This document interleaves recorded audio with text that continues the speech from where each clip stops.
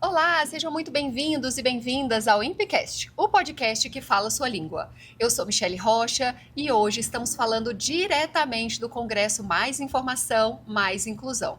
E eu tenho a honra de ter aqui na nossa mesa a doutora Ouzeni para falar sobre altas habilidades e superdotação. Doutora Ouzeni, muito obrigada por ter aceito o convite. Eu que agradeço, Michele, novamente afirmando que eu fiquei mais feliz ainda de estar falando com vocês pelo objetivo do INPE, né, que eu conheci agora, para entender que a informação sobre a neurodivergência vem de um lugar tão seguro, Sim. com tantos profissionais. Fiquei apaixonada e por estar em Brasília, eu me sinto convidada. Sim, segue o convite. Conhecer.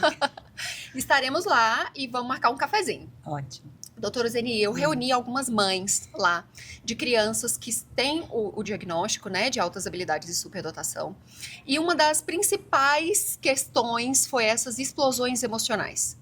Isso é do diagnóstico ou é uma coisa que a gente pode ir mediando e vai falar, ok, tá tudo bem, é só sobre desenvolvimento mesmo?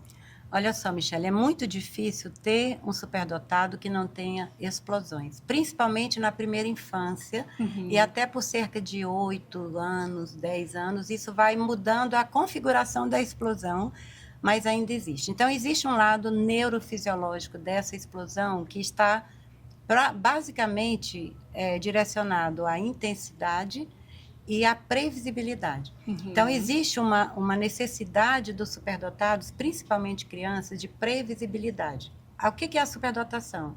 É uma ação da cognição. A cognição, ela extrapola a média da população, então existe uma expansão na capacidade de aprender, de reter informação, de processar informação. Então, uma palavra que diz o nome disso tudo se chama lucidez e autoconsciência. Então, eles enxergam demais. O superdotado anda como se fosse com óculos de realidade virtual, que a própria mente absorve muitos estímulos. E existe uma fragilidade, uma vulnerabilidade na receptividade de estímulos do ambiente por causa da intensidade. Então, essa distância, por exemplo, a luz muito forte, textura, por exemplo, calor às vezes é demais ou frio é demais.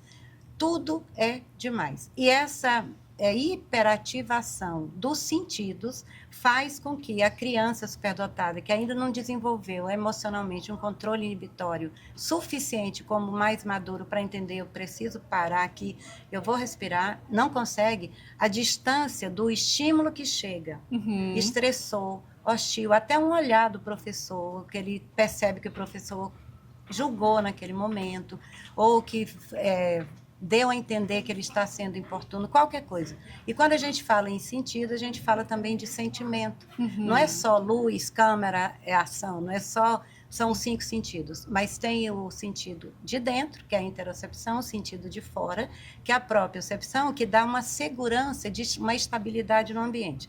Tudo isso é hiperativado. Então, o que os pais precisam entender? Essas explosões não vêm do nada. Primeiro, tem uma área cerebral, que é a amígdala cerebral, que ela está sempre reativa na criança superdotada, muito mais do que o cérebro típico, por causa da sincronia. Uma coisa que se precisa entender, essa criança ela nunca está na idade cronológica que ela tem lá na certidão de nascimento. Se ela tem 2 anos, ela tem um desenvolvimento de uma criança no mínimo 3 anos a mais. Então, ela pensa como uma criança de 5, de 7, de até de 1 ano, volta ao bebê. Essa assimetria nessa autoconsciência faz com que ela tenha uma coisa que se chama simplesmente impaciência. Então, dependendo daquilo que ela vai absorver, o nível de impaciência ele está bem na área da explosão. Então, são crises que podem ser constantes, mas se você começar a observar a origem daquela crise, qual foi o gatilho, você começa a tirar e não deixar chegar a escalada, que a gente chama a escalada daquela emoção. Você percebe, porque eles são muito, aparece muito no comportamento aquilo que vem de dentro, a comunicação do que eles querem Mostrar. Então, você percebe no filho, no aluno, a hora que o vulcão vai começar, ele levanta da cadeira ou vem alguma coisa. E se você observar de uma forma metacognitiva, você vai observar que aquele gatilho, ele é repetitivo. Uhum. Então, aquilo ali vem acontecendo e vai aumentando o nível e a intensidade da explosão. Uma segunda gatilho que é muito comum em casa, porque eles são muito intensos, agitados muitas vezes, escuta muito o nome. Por exemplo, Pedro. Pedro aquieta, Pedro não fala, Pedro senta, Pedro levanta. E a gente tem que entender uma coisa que se chama repetitividade. A repetitividade, por eles terem um processamento auditivo muito eficiente, ela se torna um megafone. Então, ouvir o nome o tempo todo vai desenvolvendo, sabe o Hulk? Irritabilidade ali, né? Uma irritabilidade que chega na explosão e você pode evitar. Então, como é que eu falo com o superdotado? Entendendo que existe uma lógica muito precisa ali dentro. Quando você fala 3 palavras, ele fala, eu já sei. Então, não repete. Às vezes, a mãe vai... Aquela mesma coisa toda. Pedro vai tomar banho, Pedro vai... Eu já sei, não preciso falar. Então, como que a gente deve tratar para ajudá-los muito nisso? Diminua de 10 para uma vez chamar o nome. Comecem a escolher aquilo que de fato não pode. Porque muitas vezes eles têm uma necessidade, uma curiosidade epistêmica, que a gente chama, que é a curiosidade do conhecer. Eu quero saber como funciona, eu quero saber se eu pular daqui eu caio, tudo é um motor de descoberta. Então, muitas vezes, a gente bloqueia o fluxo dessa descoberta o tempo todo na criança com medo, por segurança. Mas vai cair. Isso vai desenvolvendo o sentimento do Hulk. Aí vai juntando, acumulando. E tem uma característica importante, que quanto mais explode, mais explode. Então, a gente tem que pensar em reduzir a quantidade. Por quê? Teve uma crise aqui, outra aqui. Quando ele regula, não substitui essa, sai da mente emocional para a outra ficar, até a outra chegar. Sabe o acumulador compulsivo? Sim. Essa que fica, a outra fica, e isso vai se estendendo, e a possibilidade de aumentar a crise aumenta muito. E o pior, sentimento de culpa depois. Que eu falo muito para os pais, eu prefiro a crise do que o que vem depois da crise. Porque eles estão aqui na crise, às vezes até muito forte, mas tem uma consciência vendo. Então, ele sabe que está. Uma evidência disso. Um relato da mãe, que é a filha de 3 anos, ela gritava, entrou numa crise assim, desproporcional, e no meio da crise ela falava, mamãe, eu não estou conseguindo parar de chorar, você é adulta, você é a minha mãe, me ajuda. Faz alguma coisa por mim, e chorando. Ou seja, a consciência do que estava acontecendo, ela permanece. Então, depois que passa, que acalma, que regula, aí vem o flagrante. Meu Deus, isso até na criança, por menor que seja, ela percebe que ela viu o que estava acontecendo. Foi muito só também. Que ela não consegue. Então, o que os pais precisam saber? Ele não consegue controlar. Não tem, não é briga, não é punição. Deixa acontecer, espera passar. O que você quer de mim? Você quer um abraço? Você quer que eu fique aqui? Prefere que eu saia? Me fica olhando, né? Porque vai, que machuca. Sim. Mas tem que entender, porque alguns querem que fique perto, que toque, porque o toque ajuda, e tem outros que não suportam. Tem criança que fala, não fala comigo agora. Isso. Então, é muito importante entender, o pai entender, compreender, ter um conhecimento, igual conhecimento científico, da crise do filho. E ele vai ter, observando os tipos de crise. E tem uma coisa que as avós falam, que dá para tirar com a mão, descobre o gatilho. Começa a perceber que sempre tem uma repetição para chegar naquele nível de irritabilidade. Então, descobrindo o gatilho ali, ou quando perceber a aceleração, isso. Tenta acalmar. Não tenta, porque se for falar assim, calma, você se acalma, você... Ele já falou, na hora, como se ele pensasse, me flagrou, agora não tem mais jeito. Então, quando percebe, por exemplo, depende do que você tem ali no ambiente. Pedro, vou usar o nome que eu comecei a usar. Pedro, vamos fazer um brigadeiro agora? Olha só, lembra que você precisa chamar a uma regressão da crise sem deixar que ele perceba que você percebeu a crise. Vai Mudar o com foco. toda a calma. Agora, o problema é que os pais também, geralmente, são neurodivergentes, Sim. e aí vira uma confusão, porque aí é aquela Aí coisa... o caos está instalado em O caos casa. instalou, porque ele também não suporta, porque a crise incomoda, ele também se irrita, aí Isso. é difícil para sair. Mas aí é aquela coisa, eu falo, trabalhe com você, não com a criança. Isso. Porque se você trabalhar o seu controle inibitório, a sua capacidade de regulação, você vai ser uma referência para ele. Sim, E ótimo. tem que ser uma capacidade de regulação muito autêntica. Uhum. Olha só, Michele, eu vou tomar um copo d'água porque eu não estou conseguindo me controlar. Eu não posso falar com você agora. Eu vou fazer besteira. Tem que ser muito autêntico. É. Aí ele fica observando, então eu posso não agir, eu posso buscar uma forma de me acalmar. Ele vai aprendendo na crise.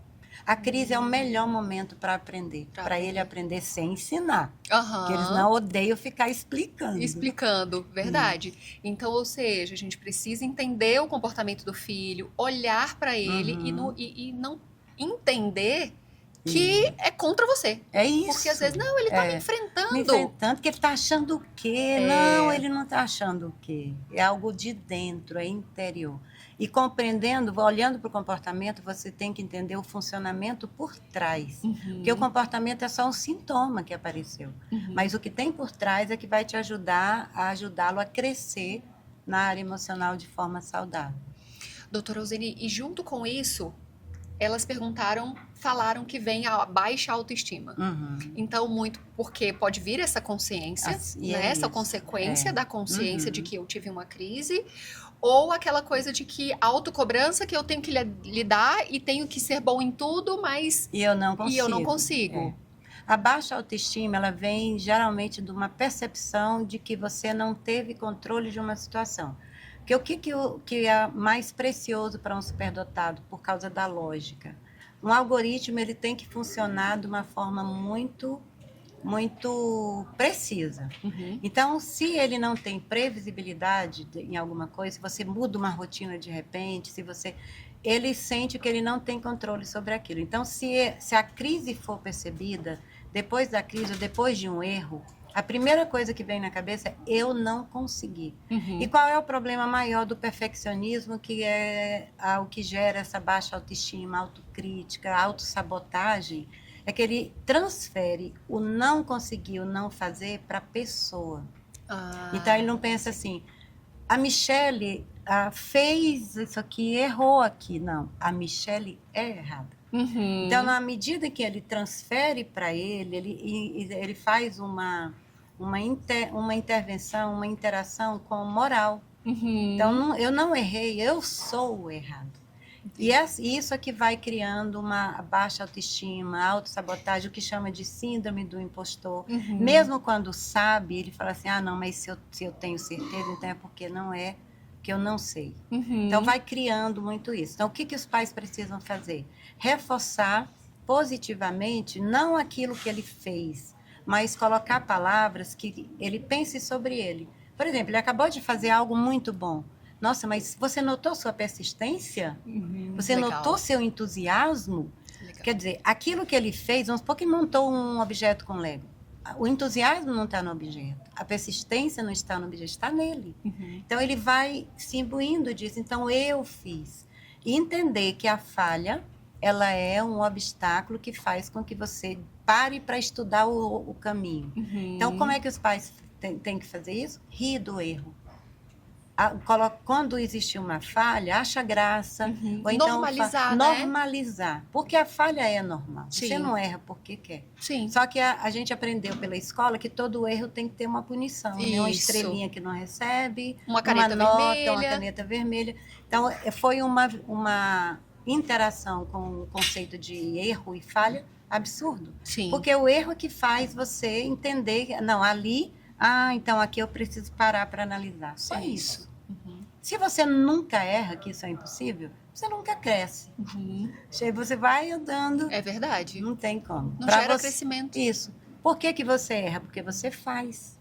Se você não faz, você não erra. Então, ele precisa entender isso, que o erro é uma parte a uma etapa daquilo que ele é capaz de fazer, e não que ele é incapaz de fazer. Legal, legal. E isso é importante porque muitas das vezes os pais são, né, atípicos, têm com outras certeza. habilidades também. Não é nem muito, eu falo que os meninos roubam de ninguém. O Do fruto não pai, cai muito longe do pai. pé. E aí, o pai não acha que ele é superdotado, né? O pai que eu digo assim, né? O pai, a mãe, enfim, o Ele já responsável. cresceu não sabendo, né? Sabia que tinha alguma facilidade, mas que, ok, é normal ser assim. Mas muitas vezes tem essa rigidez cognitiva, Tem. aprendeu a lidar e a literalmente engolir esses sentimentos para que ele não explodisse mais, né? Mas ele tá tendo uma sobrecarga ali de informação o tempo O todo. tempo todo. E aí transfere isso pro filho. Você tem que ser, você precisa ser, você, né? Porque eu dei conta, porque... E hoje existem outros recursos. Sim. Como é que a gente pode ajudar essa família, com essa criança que é superdotada, terapia? Qual que é o procedimento? Uma coisa que Pra tem ajudar. ajudado demais nesses anos todos, avaliando e atendendo a família e avaliando adultos também, é se entender o seu funcionamento. Esse é o primeiro. Se não partir desse, nada mais vai funcionar. Às vezes o pai se identifica na devolutiva do diagnóstico do filho, porque ele começa, mas isso aí também. Então, quando o pai entende o funcionamento dele, o pai, a mãe, ele vai entender que aquilo que o filho tem é um funcionamento, não é comportamento. Essa diferença é muito grande, ela é vital para o desenvolvimento sadio de neurodivergente. Não é comportamento, é funcionamento. Então, separar isso é básico. E para isso ele precisa também entender o funcionamento dele. E os pais, eles crescem muito pensando o seguinte, olha, eu cheguei aqui, então ele vai ter que aprender também, como os meus pais falaram, senta, come aquilo que você tem uma seletividade alimentar de textura, come, engole, que você acostuma. Eu cheguei aqui. Aí a pergunta que ele tem que se fazer é, a que custo? A que custo? O que eu passei para eu estar hoje aqui? E seu filho precisa pagar o mesmo preço? Não precisa. Então, é ver que o filho, ele está dele para frente. Aquilo que aconteceu com ele não vai acontecer. Ele está em outro ano, outra vida, outra dimensão. Então, ele precisa começar a olhar para o filho, a partir dele, no sentido de como ele funciona. Por exemplo, questões sensoriais. Quando eu aplico o perfil sensorial, às vezes vem o resultado, eu falo, na devolutiva, eu falo, aqui eu estou conhecendo a pessoinha que respondeu. Porque isso aqui não é o menino. Isso. Porque projeta. E você sabe que ela também tem questões sensoriais muito sérias e para assim, de desconforto, mas normaliza. Aí ela vê no filho, fala, não, mas eu também tenho. Aí ela diminui lá a régua e o resultado não captura. Mas eu falo, mas capturou você. Porque na história dele diz que ele tem. Então, os pais precisam muito se conhecer. Começa por aí. Depois, quando chega no nível alto de conflito, a orientação parental por alguém especializado, principalmente da psicologia, porque a orientação parental é preciso que seja um psicólogo, porque ela entra muito na mente, no comportamento, mas ele tem que entender do funcionamento superdotado, porque senão ajuda menos do que que deveria. Sim. Mas a orientação parental tem que ser sempre com os dois, em momentos diferentes, com os três, com os filhos, é muito importante. Porque, gente, tem uma frase que a mamãe falou que eu gravei, que ela disse, aqui é todo mundo esquisito junto. Olha! E quando junta, meu Deus. Sim. Então, tem hora que tem que separar, cada um pro seu quarto. Vai lá respirar. Isso. E tem que entender que isso é uma coisa boa para eles, não é uma coisa errada. Não, mas eu vou ter que aguentar aqui meu desconforto. Não vai, ó, não estou aguentando, vou parar. É reconhecer, é autoconhecer como funciona a dinâmica dessa família, Exatamente. a sua dinâmica como pessoa e a dinâmica da criança. É isso. E não transferir isso, né? Ah, eu tô sem paciência, a vida é assim mesmo e você vai ter que tomar banho agora. O mundo não vai parar para você, o mundo não para para o cego, para o Exatamente. surdo, para ninguém. Você precisa ajudar. Como eu avalio muitos irmãos, 2 e até 3, a gente vê muito clara a dinâmica da família. Aí a devolutiva, nesse caso, é diferenciada. Uhum. Porque aí eu falo, olha, eu vou falar agora com a Maria, com o João, e agora eu vou falar com os pais do Pedro, Uhum. que é diferente. Então, precisa entender essa relação na família. Legal. E uma coisa que a senhora disse que eu achei muito importante, porque tudo se fala em comportamento. Ah, porque ele é assim. Ou porque é uma birra. Ah, porque eu não dou conta mais, né? Eu não sei mais o que fazer. E é uma forma de funcionar. E é funcionamento. Ele não controla com como é que você controla um comportamento? Com a punição. Ó, agora você vai ficar sentado aí, você cala a boca.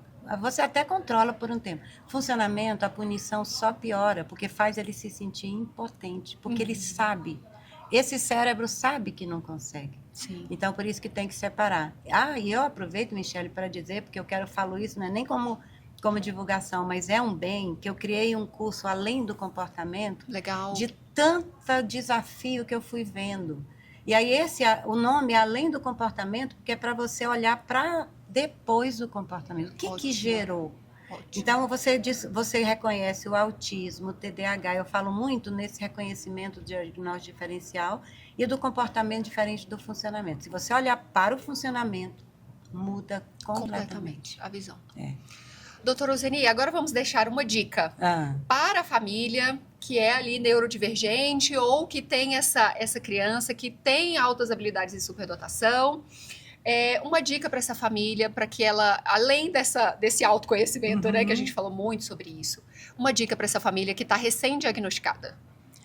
Acredite que o seu filho tem um potencial muito além de qualquer criança da idade, qualquer pessoa da idade, independente da idade. E uma coisa importante, ele nunca está na idade cronológica.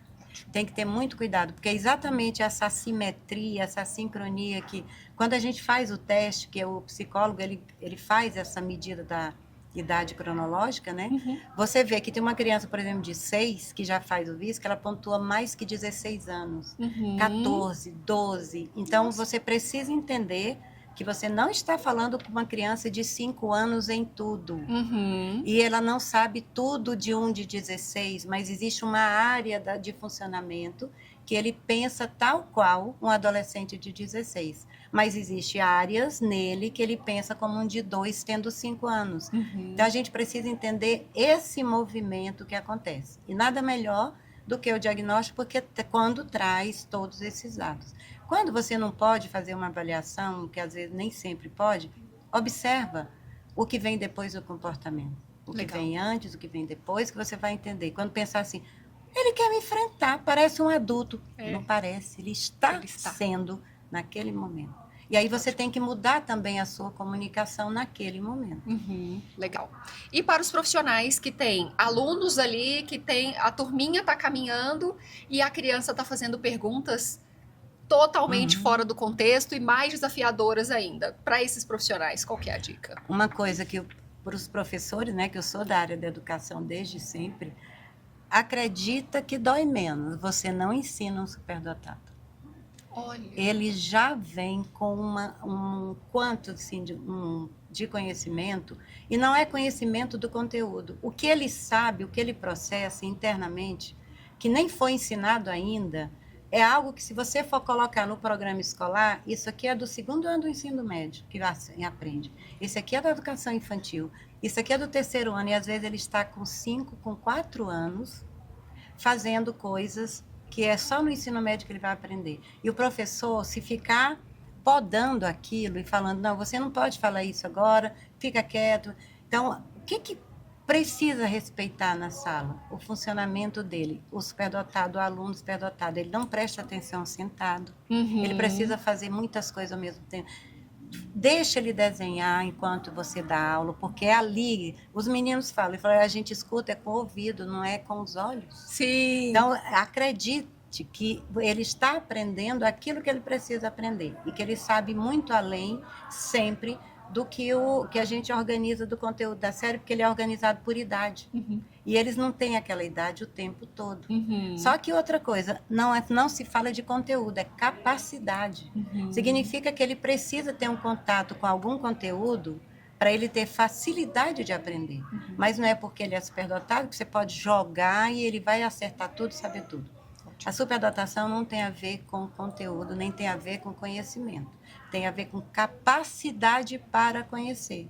Então, se você pega um menino de 5 anos, assiste essa aula aqui de química no ensino médio, e ninguém faz chacota e deixa ele lá, e ele presta atenção, depois pergunta. Fala para ele explicar, ele conhece tudo. Ele vai lá para o ensino médio? Não, mas a capacidade dele de processar a informação é diferente. E o professor precisa entender que isso é dele, ele não tem culpa. Ele não tem culpa disso. Ele nasceu com ele, não tem mais jeito, não muda, só faz sofrer. E, por favor, não tente encaixar ele nessa não caixinha. Encaixe. Né? Ele não precisa de dever de casa, ele não precisa de exercício de fixação. E isso tem que ser normalizado na escola, porque isso se chama inclusão. Quando você vê um menino que não faz o dever enquanto todos estão fazendo, e os colegas olham, aí o professor não se incomoda, ele está dizendo assim, eu reconheço você, você está aqui, você é diferente. E quando fala assim, é só o Antônio, isso é inclusão. Aí ele sai para sobrecarregar menos a parte sensorial, o barulho, ele sai da sala, vai lá, mexe, volta. Aí alguém lá fora, a coordenadora, quem é aquele menino? É o Antônio. Pronto. Quer dizer, todo mundo já sabe, isso é inclusão. Quando você entende, aquele ali, ele precisa. A equidade, ele não precisa estar na sala o tempo todo, e o superdotado não suporta. Então, a repetição, dever de casa, tudo isso teria que deixar ao nível do interesse. E ele não está deixando de fazer porque não quer. É porque, para ele, o cérebro entende assim, retrabalho, Sim. retrabalho. Aí ele começa a ficar agitado e não consegue fazer. Doutora Zeni, muito obrigada. Muito obrigada por essa conversa. Fica o nosso convite lá para a senhora fazer para você fazer um podcast mais completo, porque nosso tempo aqui é curto, mas fica o convite. Obrigada. E nós vamos recebê-la lá. Tá, e parabéns por esse instituto. Muito obrigada. Para você que fica aí do outro lado nos assistindo, continue aí nessa maratona de informação e conhecimento. Até lá. Agora sim. Agora sim. Wow.